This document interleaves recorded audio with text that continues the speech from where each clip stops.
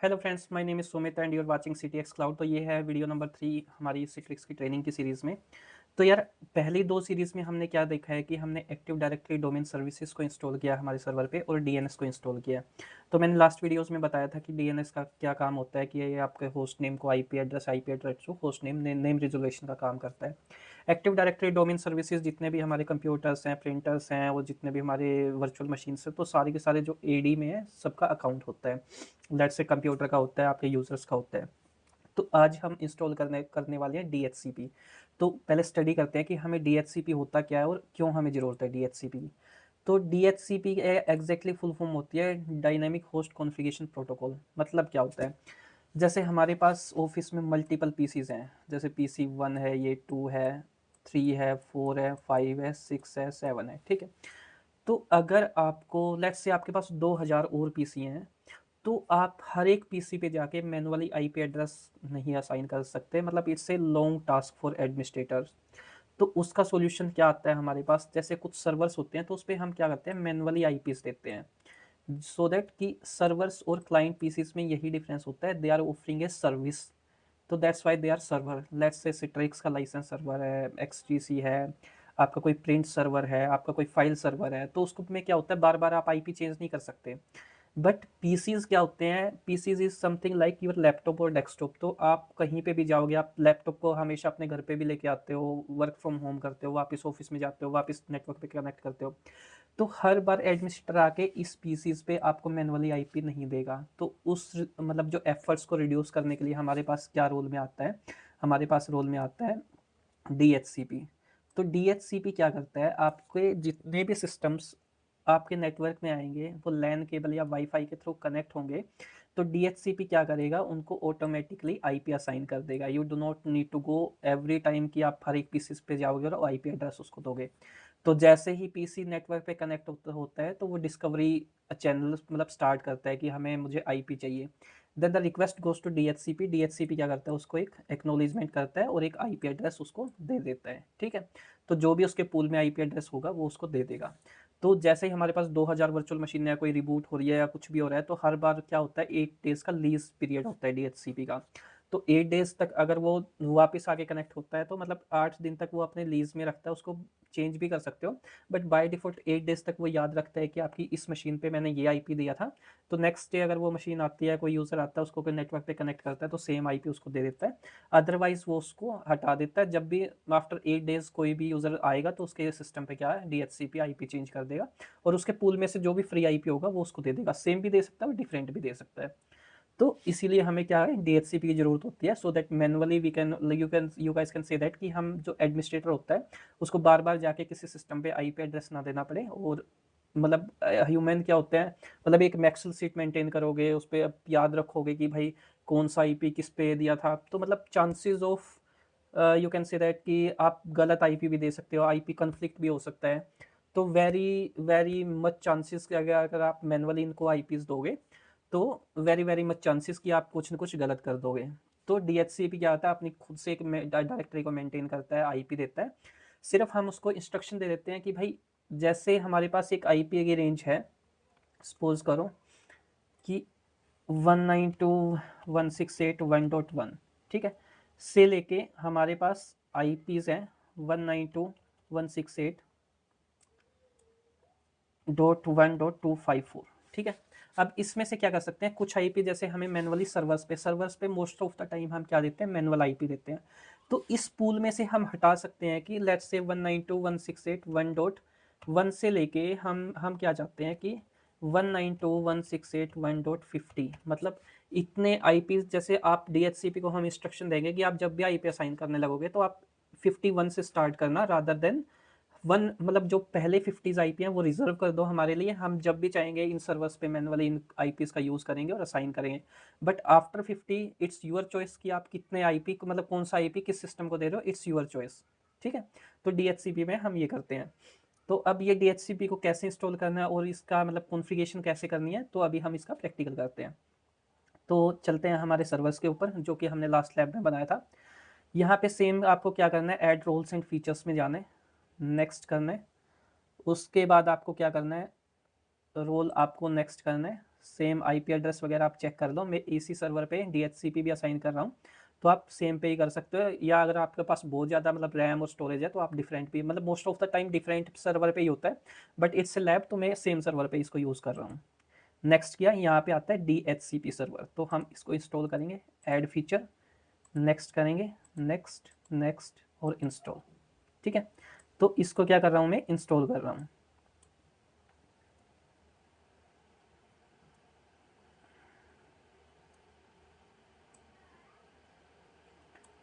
Just 1 second, अभी ये install हो रहा है।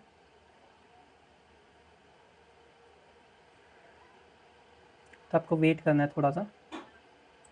ठीक है, हमारी इंस्टॉलेशन अभी कंप्लीट हो चुकी है।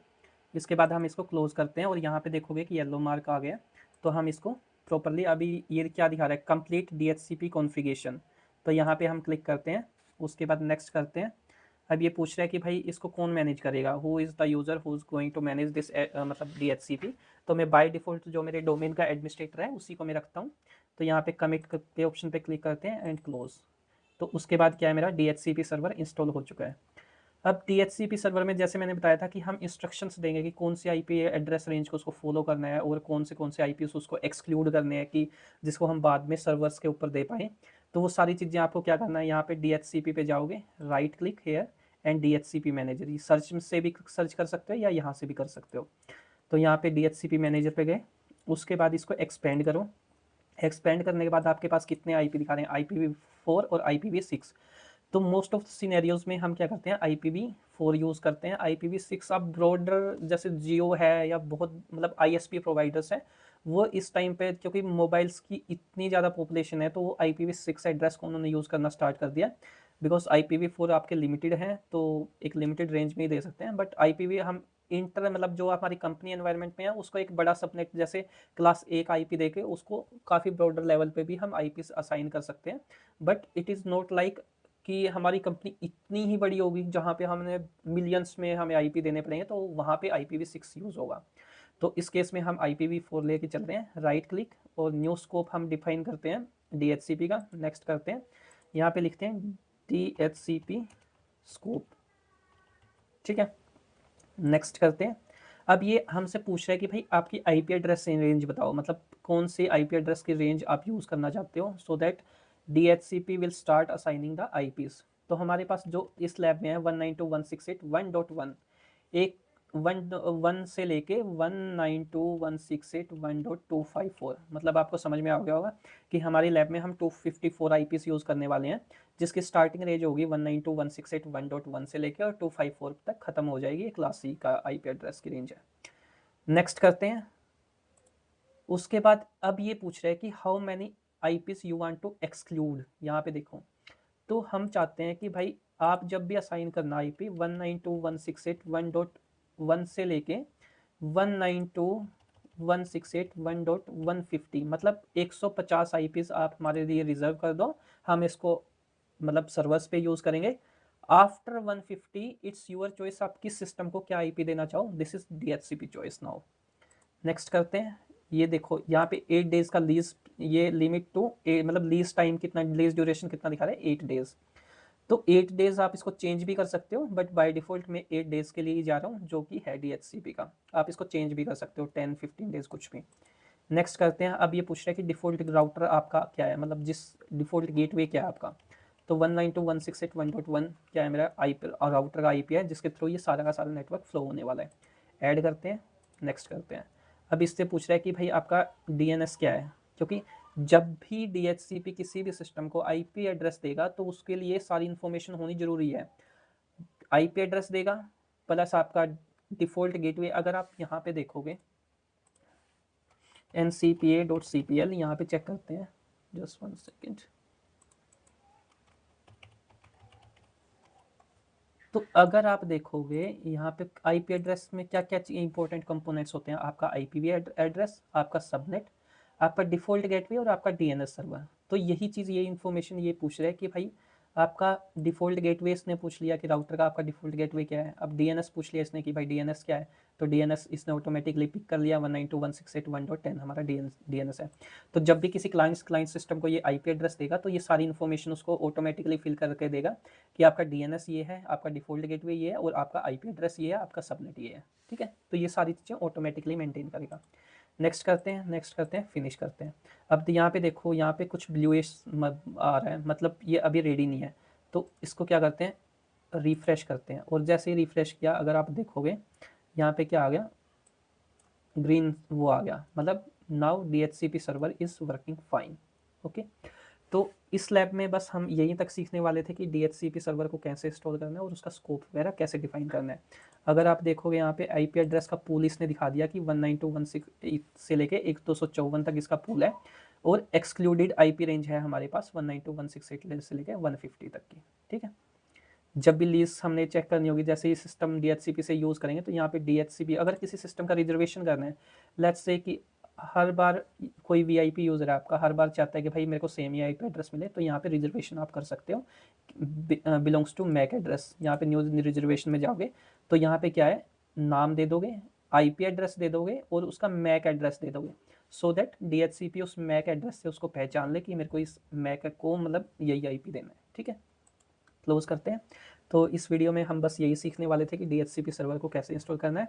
उसके बाद हमारी जो नेक्स्ट वीडियो होगी वो हम सिट्रिक्स पे स्टार्ट करेंगे। प्लस आप कमेंट करके मुझे बताना कि जो भी हाइपरवाइज़र हमें यूज़ करना है वो आप चाहते हो कि हम VMware का यूज़ करें या सिट्रिक्स का जेन सर्वर यूज़ करें। तो बेस्ड ऑन दैट हम लैब को क्रिएट करेंगे।